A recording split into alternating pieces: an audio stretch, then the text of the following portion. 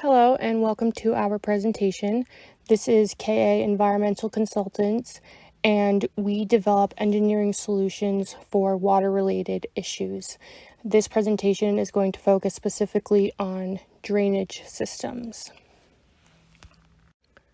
Our team of professionals who worked to develop these solutions include myself, Kelsey. I'm an environmental engineer and consultant, and my partner, Alyssa, who is a National Pollutant Discharge Elimination System consultant for the Environmental Protection Agency. Today we're going to focus on 6 main points. First is a problem and case study, and this regards a water issue that failed in a specific case study and the solution that we've come up with.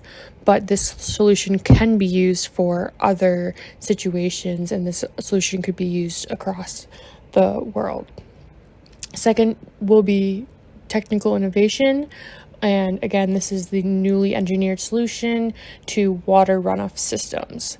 And we're going to go into a critical evaluation of this solution and how it can be implemented. Third, we're going to focus on sustainability and justice. In this section, we're going to talk about how sustainability and justice are being addressed in our solution and why that's important. Fourth, we're going to go into various themes such as science communication, storytelling, personal reflections and mental models, and aspects of boundary spanning and collaboration of communities and people that we've talked to regarding this case study. And then fifth, we're going to talk about public health. This issue that we're going to talk about impacts public health, and we're going to discuss how we can improve public health problems with our solutions and why we listen to community input for these issues.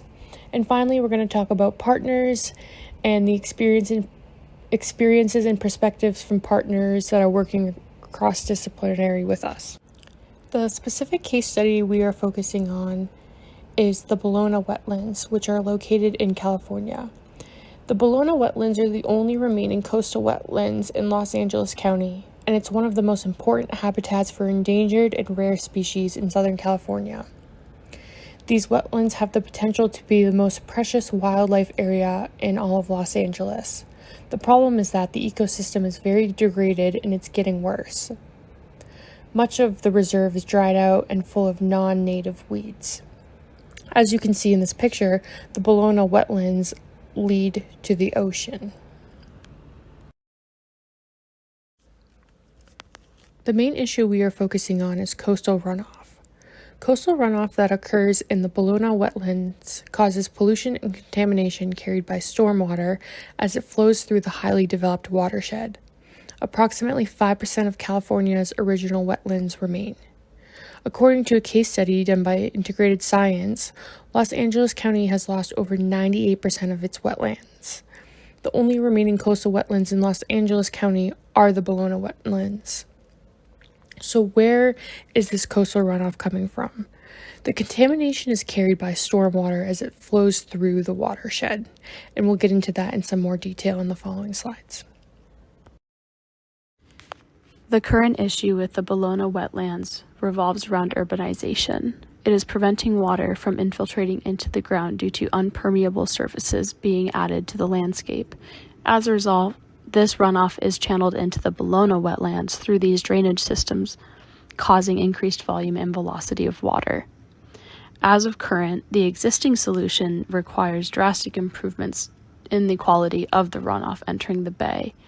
While they've decided to start educating the community about the value of the ecosystem wetlands and advocating for their protection, this solution still is not fully inclusive of the full idea of sustainable water. So what is currently engineered and what is failing?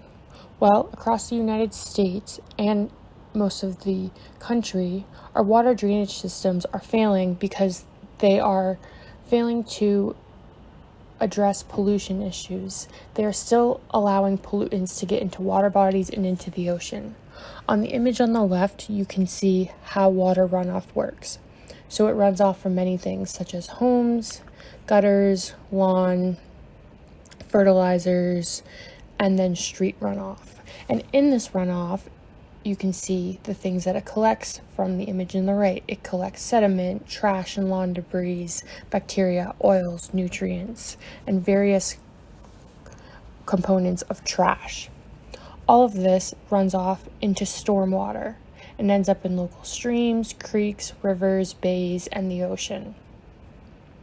So the systems that we have for runoff are not filtering out these pollutants, and therefore these systems are failing. Moving into the technical, scientific, and newly engineered innovation plans, we will start with the sponge cities. Key focuses here involve educating our community on what the wetlands are, as well as what these sponge cities can look like, along with restoration projects that are able to rehabilitate the area with native flora and fauna. Ideally, we hope to involve green infrastructure plans that are able to rehabilitate the livelihood of the city, as well as permeable surface and retention ponds. Lastly, our hope is to capture and treat stormwater off the runoff and prevent the pollutants from reaching wetlands as well as the ocean.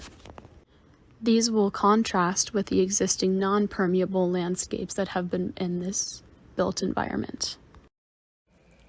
As we briefly touched upon, the problem is that runoff flows over streets, parking lots, sidewalks, roofs, and really anything concrete or flat where it can flow fast. And as it flows, it's picking up pollutants, as we described before. These pollutants, as we mentioned, end up in water bodies.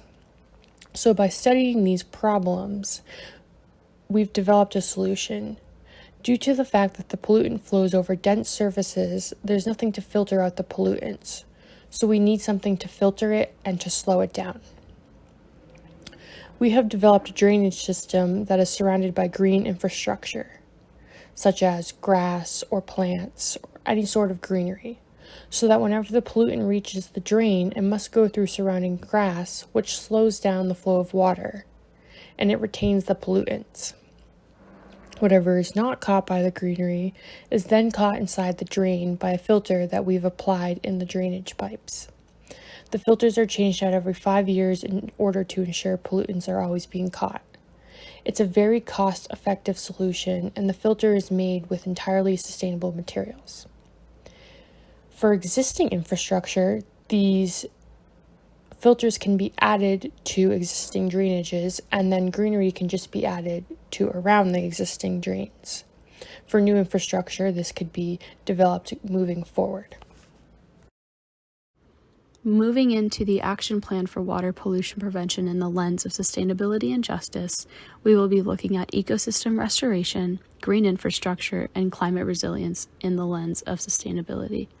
First, we will be prioritizing the restoration of natural hydrological processes, looking into rain gardens, bioswales, as well as the reconstruction of wetlands that are able to intercept and treat runoff rather than let it run into the ocean or coastal waterways. And lastly, in the air sustainability, looking into climate resilience, we will be investigating resilient infrastructure that can be used to adapt into changing conditions and absorb the potential impacts of extreme weather events, especially as climate change continues to worsen. On the lens of justice, we will be looking into the equitable resource distribution for water, as well as community engagement and environmental outreach. Some of these have been used in the previous solutions for the Bologna wetlands. However, in ours, we will be prioritizing the equitable resource distribution of water, ensuring that all communities surrounding these wetlands have access to clean water, as well as proper sanitation services. Next, moving into the community, we will be focusing on the impacts of public health solutions and community input, listening to those that live in the area and their hopes for what the wetlands can look like in the future. Lastly, when we talk about environmental outreach, we will be looking at the experiences and perspectives from partners and working cross-disciplinary with those that are in the sustainability realm as well as the general community. Environmental justice focuses on ensuring the fair treatment and meaningful involvement of all individuals. Oftentimes, equitable resource distribution and community engagement are overseen, and we need to make sure that this involvement does include everyone, regardless of their race, ethnicity, or socioeconomic status in this decision-making process.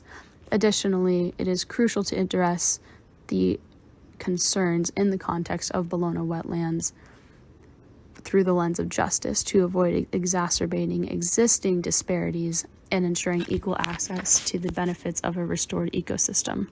Additionally, in the name of boundary spanning, it is crucial to facilitate collaboration and knowledge sharing across disciplines and sectors, especially those who oftentimes don't have a voice in decision making. Equitable learning and growing opportunities for all is a fundamental principle for any institution, regardless of where it is or how it functions. It is essential to ensure that access to resources and opportunities are available to everyone, irrespective of their background or circumstance. Thank you for watching, and we hope you consider K&A Environmental Consultants to help treat the Water Pollution Prevention Action Plan. We hope that this design, functionality, and implementation of our Sustainable Drainage System Reducing Runoff SDSRR and enjoyed our design, functionality, and implementation of this system. Please keep in mind the emphasis on the solution's scalability and adaptability to different runoff contexts. Again, thank you.